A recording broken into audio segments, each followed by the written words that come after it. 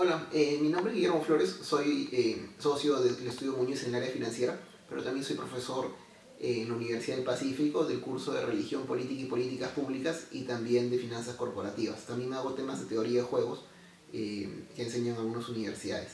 Hoy día les voy a contar un poquito sobre cómo funciona la Corte Suprema en Estados Unidos, cuál es su función y por qué ha sido tan controversial la nominación del juez Brett Kavanaugh. Primero, la composición de esta Corte es de 9 jueces.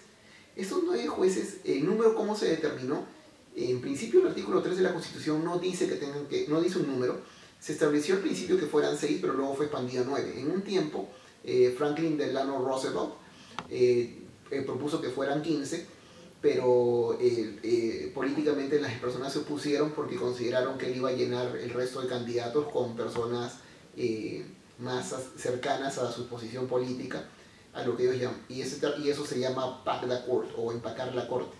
Estos cargos son nominados por el presidente de ese tiempo y confirmados por el Senado. El cargo es de por vida, pero también hay una regla de buena conducta y en teoría un juez supremo podría ser retirado, pero la realidad es que el cargo es vitalicio. El peor votado hasta ahora de todos los jueves ha sido justamente Brett Kavanaugh, con un voto de 50 contra 48. ¿Por qué? Porque al inicio de sus hearings de confirmación fue acusado de haber potencialmente atacado a una persona sexualmente, y esas acusaciones llegaron a las audiencias del Senado.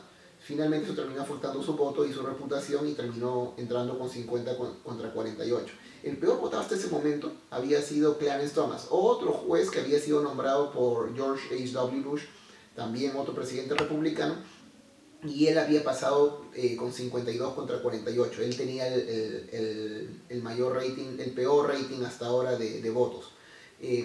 Pero ¿por qué él tuvo hasta ahora el peor rating de votos? Porque él también fue acusado de haber asaltado sexualmente a una persona que trabajaba con él, la autora Anita Hill. En comparación, un ídolo de los progresistas y liberales, que actualmente es una juez de la Corte Suprema llamada Ruth Bader Ginsburg, fue nominada por Clinton en el 93 y ganó con 96 contra 3.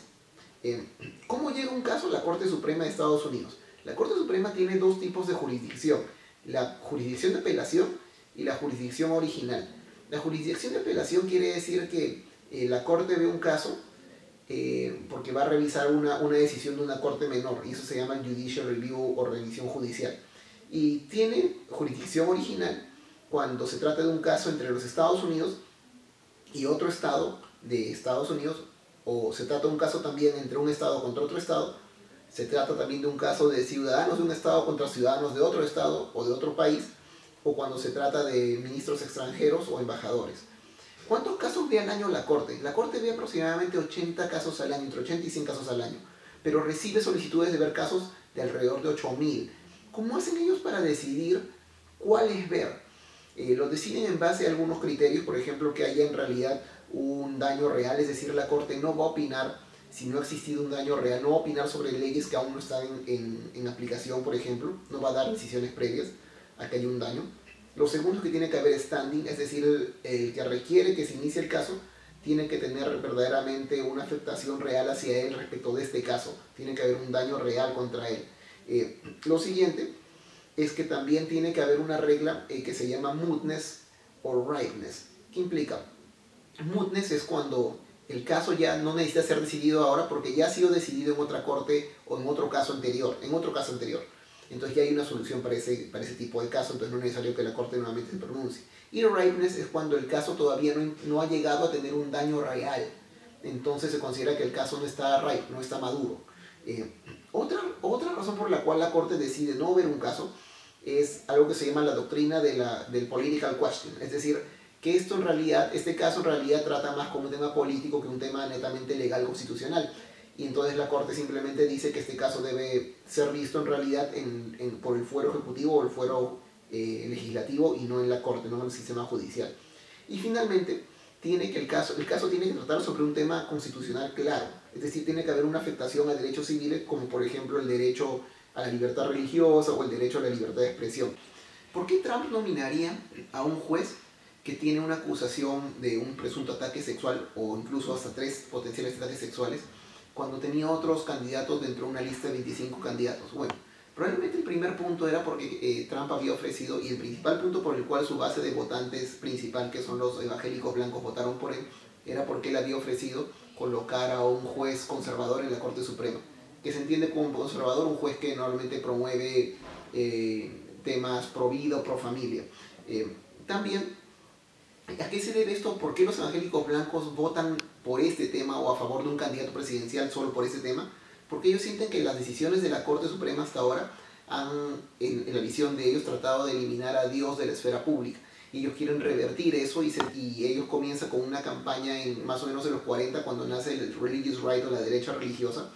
Y esta campaña intentaba tratar de revertir estas decisiones a través del activismo político, pero luego se dieron cuenta que lo mejor no era hacer activismo político, sino entrar en sí mismo en política y tratar de influenciar candidatos republicanos para que coloquen jueces conservadores.